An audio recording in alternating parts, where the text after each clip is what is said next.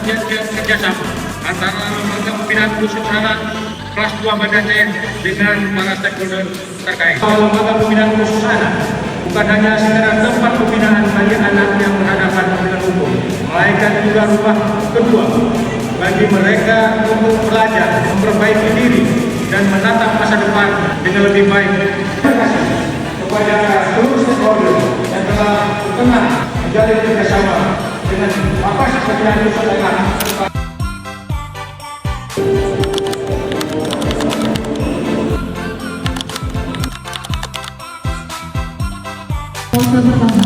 Timur 1